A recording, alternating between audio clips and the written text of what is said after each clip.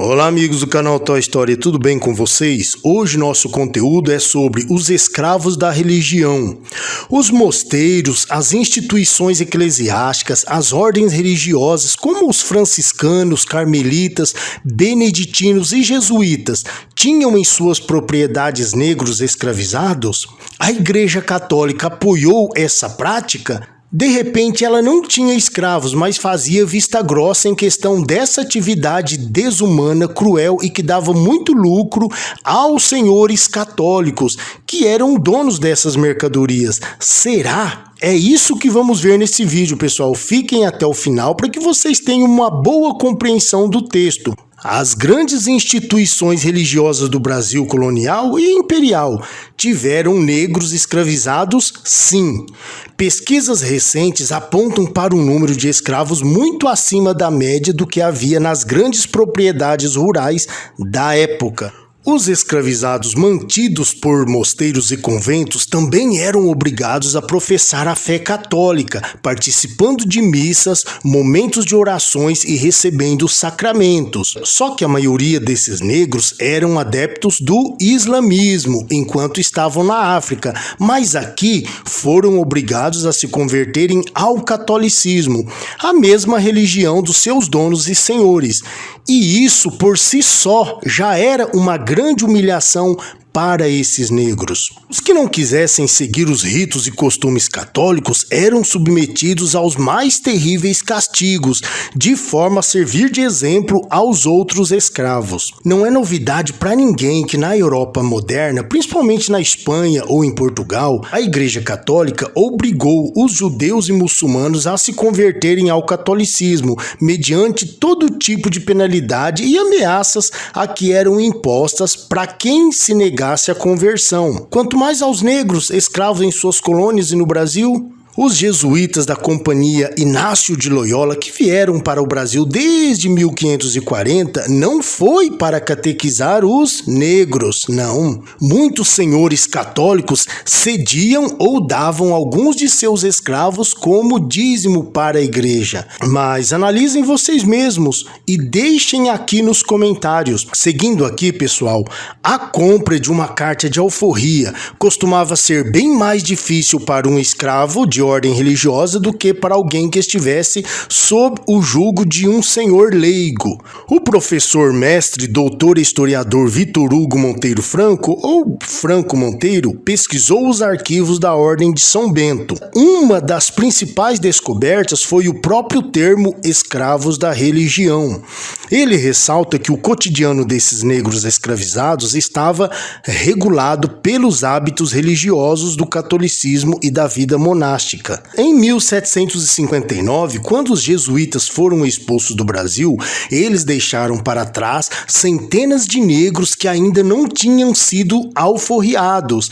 Esses não tiveram sorte, foram adquiridos por outras ordens e aqui ou ali continuaram como escravos da religião. Durante o século XIX, período analisado pela pesquisa de Franco Monteiro, a fazenda de Iguaçu, no Rio de Janeiro, costumava ter um número constante de cerca de 180 escravos, uma média muito acima dos senhores leigos. Em Jacarepaguá, a fazenda dos religiosos tinha mais de 300 escravos, em Campos dos Goitacazes, 700. Quando os religiosos emanciparam seus escravos em 1871, somente os beneditinos tinham um total de 4.000 escravizados, ou seja, era muita gente. E essas são só as 3 maiores propriedades dos monges. São Bento era a principal ordem escravagista do Brasil. Uma maneira de garantir a abundância de mão de obra escrava era o incentivo que os monges davam para que as escravizadas tivessem muitos filhos. As mulheres que criavam pelo menos 6 filhos conseguiam privilégios como não realizarem trabalhos penosos, mais pesados. Tais condutas fizeram com que os beneditinos conseguissem manter um grande número de escravos no século XIX, mesmo com as dificuldades para os latifundiários escravocratas decorrentes da Lei Eusébio de Queiroz, que a partir de 1850 proibiu o tráfico negreiro.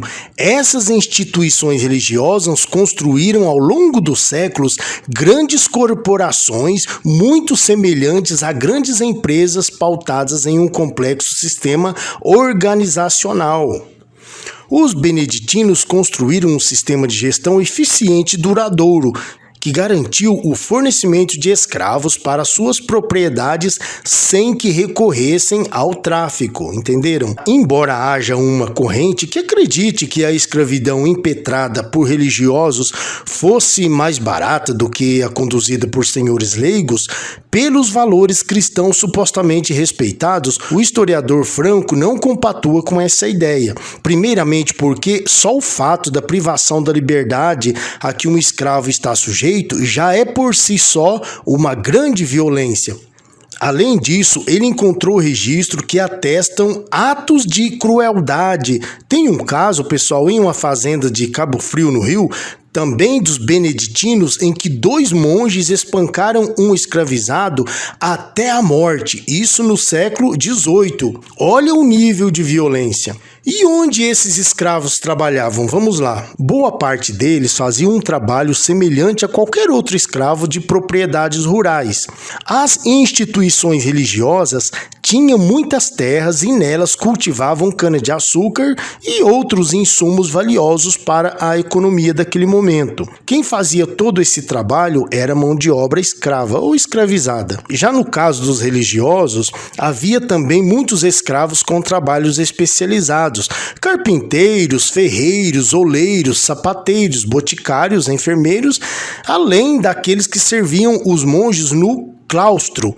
Botavam a comida na mesa, tocavam o sino da capela, seguravam o livro na hora da missa e por aí vai. Nesse sentido, a Ordem de São Bento investiu em capacitação. Então, como eles tinham grandes propriedades com necessidades específicas, passaram a treinar os escravos que pareciam mais aptos a esse tipo de trabalho. Para eles era melhor fazer isso do que pagar um sujeito livre para desempenhar esses papéis. E mesmo esses que tinham ofícios especializados não estavam livres de sofrerem castigos. Eram constantes esses castigos.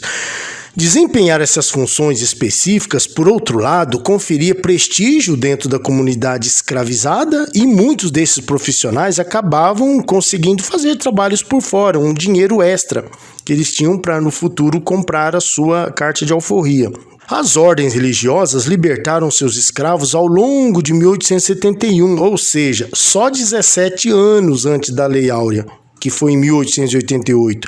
A primeira instituição a fazer isso foi a Ordem de São Bento. Aos poucos, os beneditinos foram seguidos pelos demais religiosos. E isso ocorreu não porque as ordens religiosas eram praticantes do amor ao próximo, por piedade desses negros. Segundo alguns pesquisadores, esse movimento era resultado de um embate do Estado com a Igreja. Havia um longo desgaste desses 2 grupos. Estava ocorrendo um embate político em que cada vez mais essa classe e outros setores da elite brasileira acreditavam que os religiosos tinham propriedades demais e eram improdutivos. Por outro lado, o Estado via a chance de se apropriar dos bens dos religiosos. O historiador Costa lembra que desde a independência, em 1822, várias vozes começaram a sugerir que as ordens religiosas eram instituições inúteis e péssimas administradoras de seus bens.